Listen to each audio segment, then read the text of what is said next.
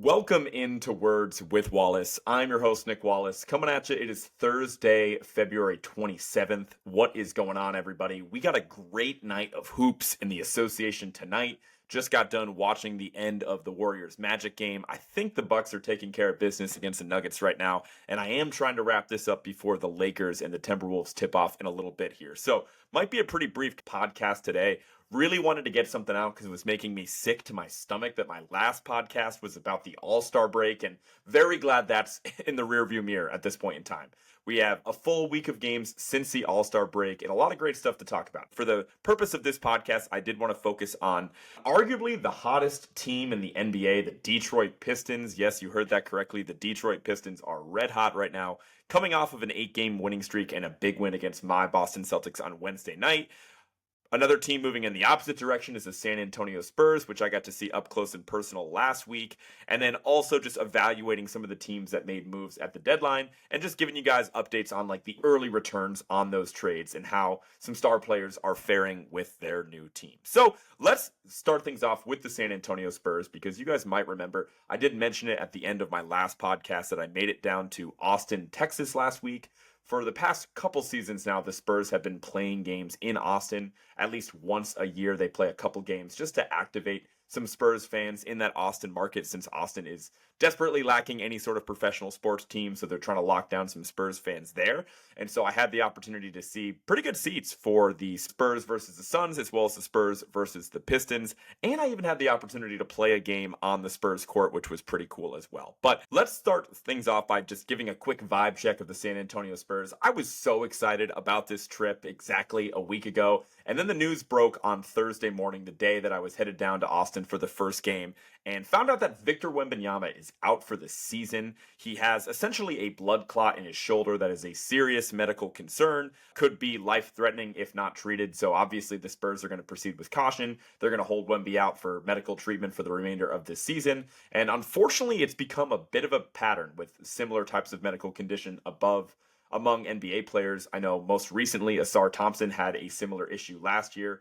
A couple seasons ago, Brandon Ingram had a similar issue as well. And so it's scary and it's no joke and it's really horrible for Spurs fans out there and for myself as well that obviously had tickets to see 2 consecutive Spurs games. I mean, Wemby was the highlight. I already had tickets to the Friday game against the Pistons and then I was like, screw it, I'll go down an extra day, see my buddy Rob. I'll just get an extra seat to the game, see Kevin Durant, and most importantly, see an extra game of Wemby because I was so excited to finally see that guy in person, as were many Spurs fans and all Spurs fans who enjoyed watching the team all season long. It's just such a disappointment to have a guy who is really ascending in his second year. You just had the team get hyper aggressive at the trade deadline and bring in a second star, so to speak, in De'Aaron Fox, and maybe the team felt like they could get frisky, that they could make some noise in the play-in tournament, or maybe even secure maybe that 7th spot in the Western Conference. And that is all down the drain. I mean, the Spurs without Victor Wembanyama are not a very competitive team whatsoever. I saw that up close and personal last week. It's just really not much to talk about with the absence of Victor Wembanyama. It's a sad reality. And unfortunately for Spurs fans out there, that wasn't the only really unfortunate news that they've gotten within the past couple of days here. It was announced pretty recently that Greg Popovich, due to the health concerns that he had and the stroke that he suffered all the way back in November, he is not going to be returning to coach the team this season. I'd imagine that that's unrelated to the Victor Wembanyama news, but keeping that in mind, it really didn't make any sense for Pop to rush back this year. But not only that, it's now been announced that his future in coaching and his return to the NBA is in question as well. There's really no updates. He's obviously going through his own health concerns and he's unsure if he will be healthy enough to return to coaching, which is just such horrible news for Spurs fans. I mean, this is obviously Greg Popovich, one of the most beloved coaching figures in all of professional sports, not just the NBA. Pop really had the opportunity to shepherd in the next generation of Spurs fans, a new era of the team headlined by Victor Wembanyama. Like, they had the opportunity to be extremely competitive as soon as next season, and they still do, but it does really bring things down a notch without Greg Popovich in the mix. Having him return to the sideline would be a massive boost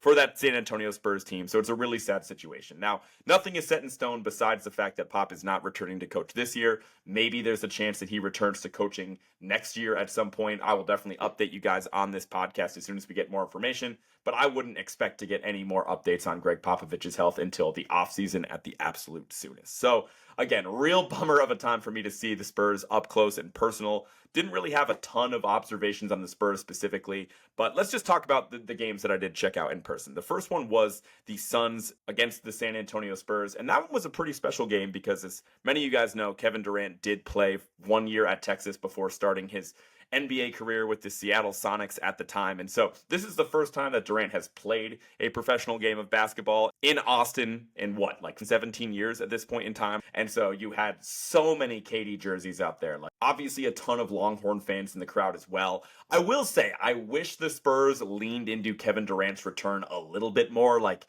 they were obviously very nonchalant when announcing the Suns starting lineup, and I get it to an extent, but it's like, hey, the second that Kevin Durant came out of that tunnel, like, there was such a real pop in the arena just for warm-ups. And then when they did announce his name, like, it was like thunderous applause going through the Spurs arena. And so I wish they had leaned into that a little bit more and done something a little bit special to honor Kevin Durant. Like, I'm sorry, Austin, you do not have an NBA team. Like, you can pay homage to potentially the best player in Texas college basketball history. I'd have to do my research on that. But as far as NBA talents, there's really no question that Kevin Durant is the best to ever pass through that university. So didn't really love the reception there, but it was a really bizarre Suns game after all that as well. Like, Kevin Durant was pretty great when he got the ball, but it seemed like he was just camped out in the corner a lot of the time. Like, I think he had a really efficient night shooting the ball, but he just didn't get many looks. And the Suns offense all night long was a disaster despite playing a really undermanned Spurs team, obviously without Wembanyama. They pivoted right to Bismack Biyombo as the starting center, which was kind of a crazy move, a dude that's like barely played all year long for the Spurs. And so it just shows you how thin the Spurs are at that spot, especially because they traded another guy away in Zach Collins at the deadline, who actually would have been kind of useful in the absence of Victor Wembanyama. So there's really no business if the Suns couldn't go in there and win this game, and it wasn't even all that close. I mean, just again, really terrible turnovers from the Phoenix Suns all night, a horrible Devin Booker game, and Coach Bud for the Phoenix Suns is just grasping at straws. He's making all sorts of lineup changes on a nightly basis. Before, you had Beal coming off the bench and Tyus Jones was still starting. Now those two have swapped spots. You had Bol starting for a little bit. He went back to the bench. Now he's starting again. I mean, every single night it's a different lineup for the Suns, and they're actually playing the Pelicans as we speak, so we'll be tuned into that one in a little bit as well. So it was just a pretty gross game. I mean, congrats to the Spurs to have something positive heading into that Austin trip, to have a big win off the letdown of that terrible Victor Wembanyama news earlier in the day. But besides De'Aaron Fox's best game as a Spur, there wasn't a whole lot of takeaways there from the San Antonio Spurs side of things. And then moving on to the second half of that Spurs doubleheader, the Pistons game, and it was pretty crazy. Like, my mindset as a fan that had tickets to both of those games was obviously the primary person I wanted to see was Wemby. After that, I was very happy to see Kevin Durant just because he's getting up there in age, and I've never seen Kevin Durant play in person until Thursday night. And then third on that list was probably Cade Cunningham, right? I was super excited to watch him. Kind of crazy that the Pistons were the afterthought heading into the weekend, at least in my mind. And now they are arguably the hottest team in the NBA. Like, the Pistons were in control basically from tip in that second game. My biggest takeaway watching it live was just like, hey, why is Stephon Castle not playing more in these games? Like, I don't want to come at Mitch Johnson, the interim head coach. Obviously, he's done a pretty good job piloting the Spurs in the absence of Greg Popovich, but man, you have to be giving Castle a ton of minutes. I think it's really hard to argue he's anything but the Spurs' second best player right now. And not only is he not starting, but I think he logged like 13 minutes in that game against the Pistons. And if you want to say that now that they're tanking because Victor Wembanyama isn't playing, like, sure, that's one thing. Like, Castle's a great player, but he's not good enough to just like swing the outcome of the game. So at the very least, he needs to be out there, whether you're justifying it by him being one of your best players or justifying it by him being deserving and in need of those developmental minutes. But it was really bizarre. I know Castle had another nightmare game, the game after the Pistons game, but whatever. I just want to see him out there a little bit more. So that really does it for my Austin trip. It was really cool. I did just want to quickly reflect on the fact that I was able to play in like basically a pickup tournament on the San Antonio Spurs court in the Moody Center in Austin, Texas. And man, that was a humbling experience, to say the least. Can't say I went out there and lit it up on the NBA court. I would say that none of us did on either team. Pretty gross. I mean, just a lot of short jumpers, like the depth perception playing in an arena like that, if you've never had that experience. Not to mention the stamina it takes to get up and down that court. And then you factor in like, hey, like an NBA 3 is no joke, right? And all the spacing, like you think you're taking a mid-range jumper and you're really taking a high school three.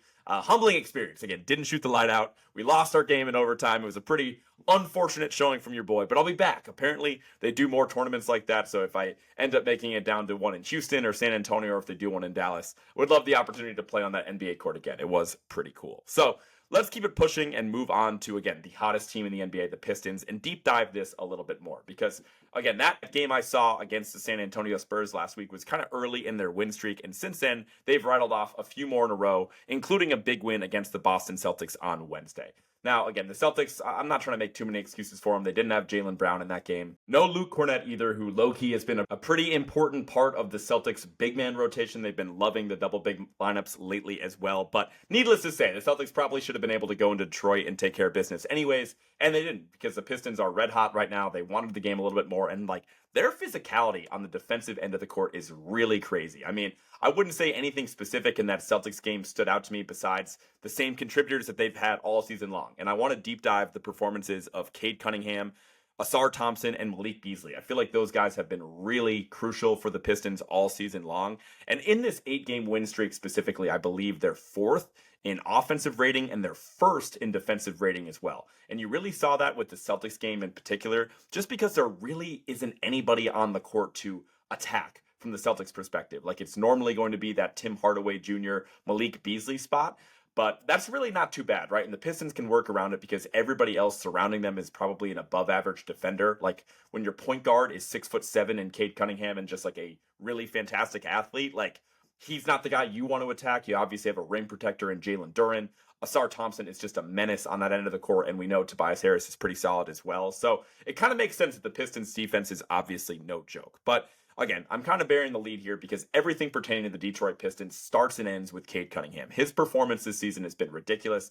I had him as an obvious lock for the All-Star team, but I think it's even beyond that as well. You could really make the argument that Cade Cunningham might be a first-team All-NBA player this season, which I know sounds crazy, but when you look at the guards for the All-NBA selection, and I guess it's technically positionless for right now, so maybe I'm just wasting time talking about it. But pretending that we are trying to build a lineup with two guards in it, I think the only lock right now is obviously Shai Gilgeous-Alexander.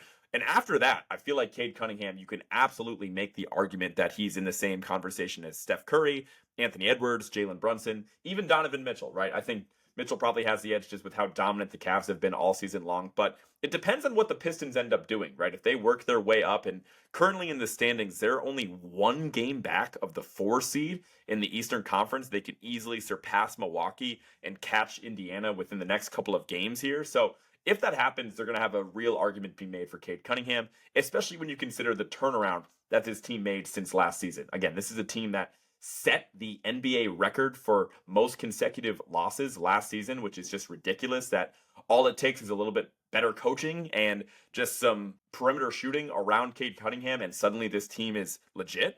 And again, it's not just Cade Cunningham, right? I think that the first person I want to speak about, and somebody who recently was added to the starting lineup at the start of 2025, Asar Thompson, right? He really reminds me of somebody, and I can't seem to place who it is. Maybe it happens to be his twin brother, who's been lighting it up for the Rockets for basically all season long now.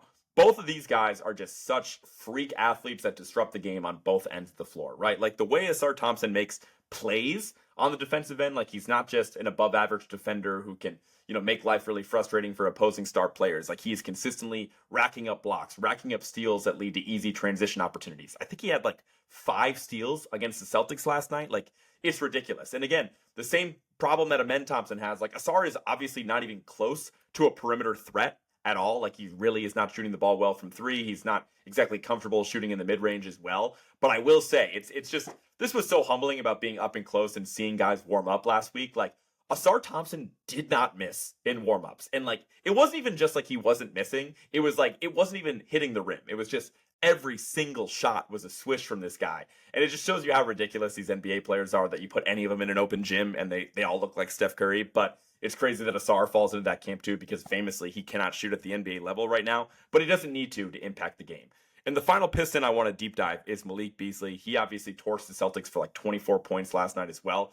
I honestly think Malik Beasley is well deserving of the 6th man of the year as it stands right now. The dude's averaging 17 points per game on 43% shooting from 3. He's shooting like 9 to 10 threes a game. Like basically all of his field goal attempts are from beyond the arc. So I don't really care about his overall field goal percent shooting. You really just have to look at that 3-point shooting. And the dude's automatic, right? Like they replaced Tim Hardaway pretty early in the game, and they bring in Malik Beasley, who's just like a better version of Tim Hardaway. But I guess they're trying to get Malik that sixth man of the year. He's definitely deserving of closing every Pistons game from here on out too. And it's just kind of a cool career move. I'm pretty sure I saw this week that Malik Beasley actually wanted to be in Detroit, which I'm sure Detroit fans can attest. It's not always a free agent destination. It's not always a place where people actually want to play. But there were clips of Malik Beasley and tweets from Malik Beasley saying he actually wanted to play in Detroit because of the family ties there. And he's certainly showing it, right? He's been productive on several different teams, including Minnesota and Milwaukee, but easily the best season of this guy's career, and he's got to be north of 30 at this point. So I'm really happy for the guy. The Pistons are a hard team to not root for just because of how pathetic the franchise has been over the past several seasons, and for them to turn it around like this, I don't think anybody saw them coming. Now, to put a bow on the Pistons talk, like how legit are they? And I don't want to be like disrespectful of any Pistons fans who might hear this or whatnot, but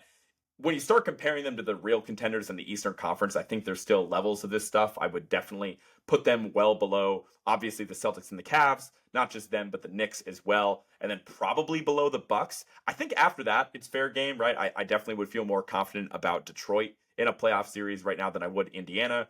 Pacers fans, you could screw off. I'm sorry. I really do think that Eastern Conference Finals run was pretty fraudulent and definitely a benefit of all the injuries, all the injured teams that they faced. And so I think the Pistons are really good. And I think they can get good quick, right? Like all they're missing is like one more like star player to go along with Cade Cunningham who can be that secondary creator. Right now they don't have one. Like it's just all Cade. Like he's averaging like nearly 30 points in the last couple games. He's averaging like over 10 assists. And he's also averaging like 5 to 6 turnovers because he's responsible for generating all of the offense. Now, maybe if they had Jaden Ivey, they'd be in an even better spot right now. Maybe they can eventually get like a swingman or another shooting guard to step into that spot and be like a true second star to Cade Cunningham, and then the team is suddenly a real contender. But for now, I think they're a great story. If you're a Pistons fan, you're beyond thrilled with like a round one playoff series win, and even a playoff series appearance after what they went through last year is a massive accomplishment. Keeping it moving here, I did want to talk about some of the other teams that obviously made massive moves at the most recent NBA trade deadline.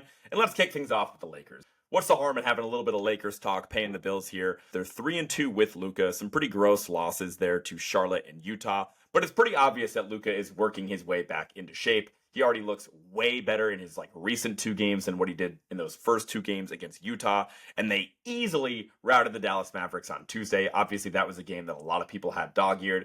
Luka's first game against his former team. Now, this one was in Los Angeles. Obviously, Nico Harrison was there. Why wouldn't he be? Because Lakers fans were chanting, "Thank you, Nico," during several different points in the game, as they should. And so, fuck that guy. I would be so hateful as a Mavericks fan every time I see that guy's face from now until the end of eternity. Like, I really pray for Mavericks fans that he doesn't have his job for more than like another season at the absolute most. Like that way they can move on from this a little bit quicker. Like it's always going to sting. Mavericks fans are always going to talk about that trade, but the sooner they can get him out of the front office and the sooner they can distance the Mavericks franchise from Nico Harrison, that'll just make it a little bit easier for any Mavericks fans listening to this podcast. But I digress. Going back to the Lakers here, obviously Luka's rounding into form. But that being said, the Lakers games that I have watched, not just the game against Dallas on Tuesday, but their previous big win, they had a massive win against the Denver Nuggets in which the way that they defended Jokic was pretty remarkable. It was easily Jokic's worst game of the season, and the Lakers had a pretty comfortable win, which, especially for any Lakers fans hearing this, you guys know, like, Denver's owned you guys the last 2 years in the playoffs. Like, 2 consecutive years, playoff series were not close, regular season series were not close. Like, Denver has owned that matchup, and so it's got to feel good to have a new look team, bring in Luka Doncic, and suddenly you have an easy win against that team. Huge credit to JJ Redick with his coaching. What has really stood out to me is just the play of LeBron James, which just sounds ridiculous that I'm have to tell you guys on this podcast how good LeBron is when he's been doing this for 20 plus years. But like the way that he's been able to contribute and how energized he looks with, I'm sure the All-Star break plays a part of that, but also having Luka be the primary on-ball creator. Like there were some real questions about how LeBron was going to be able to contribute as like a secondary ball handler, but he looks great, right? Like his ability where he's still, when he goes to the basket, when he gets a full head of steam, like maybe Giannis is like the only player in the NBA that's more unstoppable with momentum headed to the basket. And so now you turn in LeBron into a cutter, into a lob threat, into like a guy in the dunker spot. Like wherever you put LeBron, he's going to find a way to impact the game. And he's already found a way to diagnose where he can be beneficial and where he should be with Luka Doncic having the ball in his hands. And he looked incredible. He single-handedly, like when it did get a little bit hairy against the Dallas Mavericks the other night, like LeBron just took over late in the third and in the fourth quarter and was just a monster. And so he looks truly incredible. Also, the effort that he's been able to give on the defensive end of the court, because again, he's being asked to do a little bit less on offense. Now, JJ Redick came out and said he was playing at like an all defensive team level. I haven't quite seen that. Maybe I'm not watching the Lakers enough. I certainly wouldn't go that far with LeBron, but it's certainly light years ahead than the version of LeBron James that we saw to start the season and in previous years where he was really just a cone on defense, right? He would guard the least impactful offensive player on the other team and really just like pick his spots. Maybe he'd have a chase down block every once in a while, but he typically didn't do much on that end. And so all that being said, the Lakers have two of the best, maybe 15 players in the world right now with how LeBron is playing. And so I think that definitely makes them the third best team in the West, which maybe that's a hot take, maybe that's not. I'm just kind of looking for that third team in the West after OKC and Denver. Obviously, you can't make any arguments against OKC with how dominant they've been this regular season. They've had some speed bumps of lately. They had a pretty gross loss in which they blew a big lead against Minnesota the other night. But all things considered, OKC is still a juggernaut. You have Denver, who I still hold in really high regard with the level that Jokic is playing at, with the level some of their bench guys are playing at. The Westbrook addition is paying off. I still hold Denver as that second team in the West, no questions asked. But if you had asked me 3 weeks ago, I would have said the Dallas Mavericks were the third best team in the West. Obviously, when the Mavericks are healthy, I think they can still be in that conversation for sure, despite how inconsolable Mavericks fans are right now. But the reality is they are just so injury riddled. No Lively, no Gafford, no Anthony Davis. Like, they have no bigs. Like, they had no business even being in that game against the Lakers with how undersized they are right now. All things considered, they're kind of staying afloat. But at this point, you're asking a team that just made a massive change, traded away their star player, and has not even had the guy that they got in return for that deal playing with the team. And now you're asking them to gel for like 3.5 weeks at the most before the playoffs start. Like, who really knows when Anthony Davis is going to be back? Maybe he's back in a week. That's when they're supposed to reevaluate him. But I suspect it's going to be at least a couple more weeks. So it would be unprecedented for the Mavericks to make that type of move, have this bad of injury luck, and still find a way to make a run as a lower seed in the Western Conference. It's just not going to happen. So for all intents and purposes, I am writing off the Dallas Mavericks, and that opens the door for a team like the Lakers or maybe the Golden State Warriors to step into that role. Right now, I would say the Lakers are my third best team in the West, but I do have to show some love to the Golden State Warriors as well. So let's pivot and talk about them and their big acquisition of Jimmy Butler. In the last 8 games for the Golden State Warriors, and I believe Jimmy played in all 8 of those games, the Warriors are 7-1. They're having a nice little stretch here. Predictably, Jimmy looks great. He looks re-energized. But I must say, like, contributions from not just Jimmy Butler, but also Brandon Podziemski, Moses Moody, and even Quentin Post, giving them like a sneaky stretch 5 look that the Warriors have not ever really had in this most recent like 10-year run from Golden State. They have nearly as much to do with the success of the team as Jimmy Butler has. Like, again, Jimmy Butler's great. He's been getting to the line. He's been scoring around the rim, providing a bunch of different ways to score that Golden State previously did not have. But it just seems like Steve Kerr and all that tinkering he did with the lineup all season long is starting to pay off. And the scary thing for Warriors haters out there is that Jonathan Kuminga is still healing up from that ankle injury. I don't know exactly when he's going to return. It feels like it's been forever since that guy initially got hurt. So I'd suspect that he returns within the next couple of weeks here. And I'm not saying Jonathan Kuminga is like the missing piece, and especially expecting him as a younger player to step in and gel with this team that just made a massive shakeup acquiring Jimmy Butler. But you look at like a 5-man starting lineup of Steph, maybe Moses Moody or Podziemski, whoever you want to go with in that spot. Then you go Jimmy Butler, Draymond Green, and Jonathan Kuminga. Like, obviously, Draymond's been accustomed to playing like small ball 5 for a while now, but I think that lineup is very scary on both ends of the court if they can gel correctly.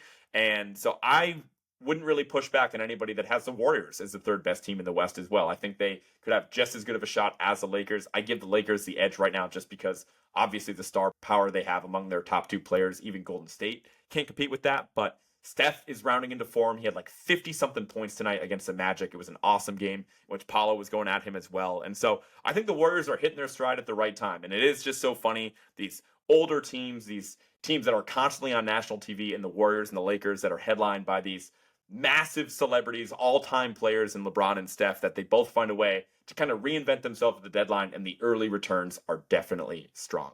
So the final team I want to talk about, because it would be a little disrespectful for me to be gassing up these teams that are hot right now and teams that made big moves at the deadline, I got to talk about Cleveland a little bit right now. They're on an 8-game win streak as well, so you can make the argument they're still the hottest team in the NBA along with Detroit, but they do play my Boston Celtics tomorrow, so needless to say, I'll be locked in for that matchup. I believe this is the fourth and final time that the Celtics have played the Cavs this season. The Celtics are currently 2-1 against them. They broke their big win streak to start the year. Then the Celtics almost beat the Cavs when they were pretty undermanned, missing Jaylen Brown and a few others. And then the Celtics took care of business pretty comfortably in the most recent matchup a few weeks ago. So we'll see how tomorrow goes. But that being said, we got to give Cleveland their credit. They're still in control in the Eastern Conference, have a comfortable hold on the 1 seed, and their big trade deadline acquisition, DeAndre Hunter, has been filling in pretty nicely as well. It's certainly not as sexy of a name as the ones we just went over with Luka and Jimmy Butler, but I do think for how competitive Cleveland already proved they were able to be, it's a massive trade, right? And it's a massive swing to make any sort of adjustment to a team that's gelling as well as Cleveland is.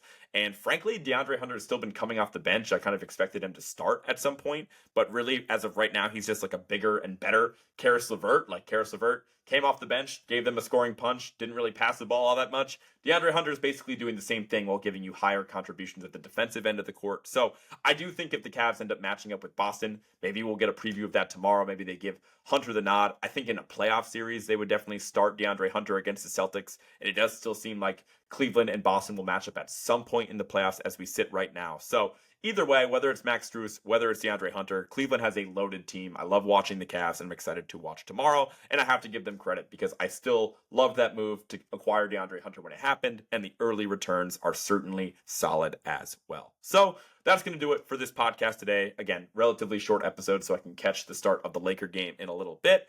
Before I let you guys go, be sure to follow @WordsWithWallace on everything. That includes Spotify, Apple Music, wherever you get your podcasts. I will be back next week. I hope to bring a guest on. It's been a while, a lot of me solo yapping. I'm kind of tired of that for right now. So I do want to bring a guest on, maybe deep dive one of the hotter teams in the NBA, but we'll just have to wait and see how that all works out. But I will talk to you guys next week. Peace.